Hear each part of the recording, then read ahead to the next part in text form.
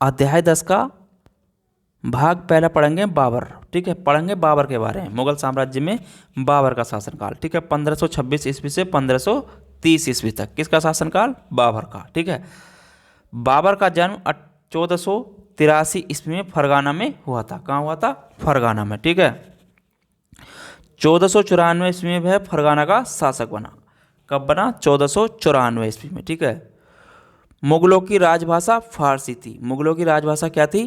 फारसी थी। ठीक है, 1504 ईस्वी में बाबर ने काबुल पर अधिकार कर लिया। कब करा? 1504 ईस्वी में। ठीक है, 1507 ईस्वी में बाबर ने पातशाह की उपाधि धारण की। ठीक है, 1507 ईस्वी में। ठीक है, भारत के विरुद्ध बाबर का प्रथम अभियान 1519 ईस्वी में यूसुफ जाई जाति के विरुद्ध था।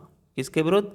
भारत के विरुद्ध बाबर का प्रथम अभियान 1519 ईस्वी में यूसुफ जाई जाति के विरुद्ध था। ठीक है, बाबर ने तोपखानों का प्रयोग भेरा अभियान में किया था। कौन से में? भेरा अभियान में। ठीक है,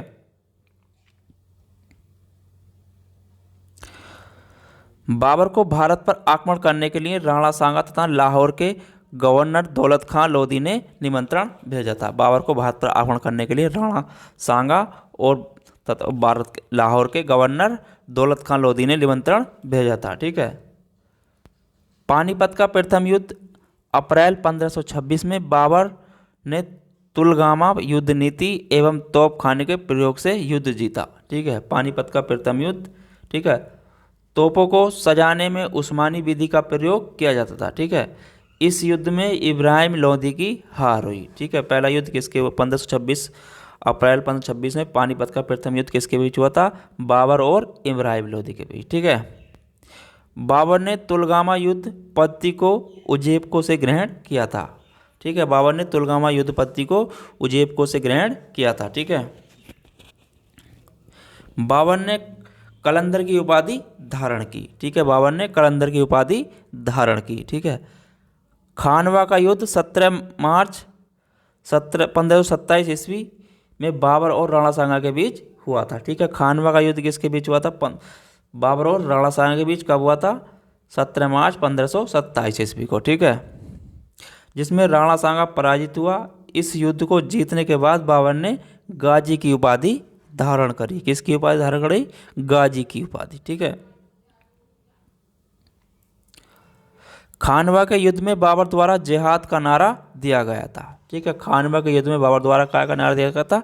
जिहाद का। ठीक है, घाघरा का युद्ध।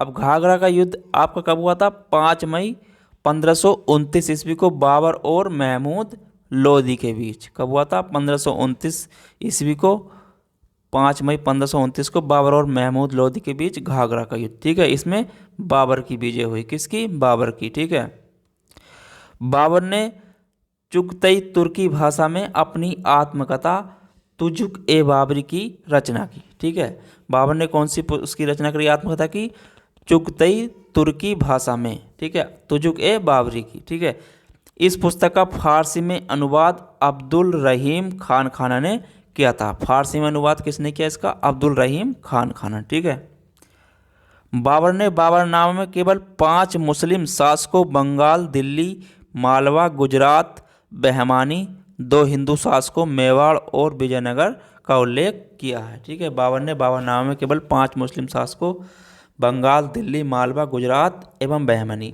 तथा 2 हिंदू शासकों मेवाड़ और विजयनगर का ही उल्लेख किया है। ठीक है, बाबर को मुबियान शैली और पद शैली का जन्मदाता माना जाता है। ठीक है, बाबर को मुबियान शैली और पद शैली का जन्मदाता माना जाता है। ठीक है,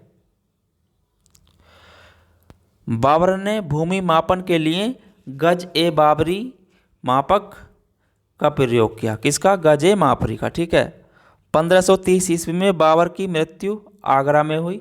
बाबर का मकबरा काबुल में स्थित है। ठीक है, बाबर की मृत्यु कब हुई?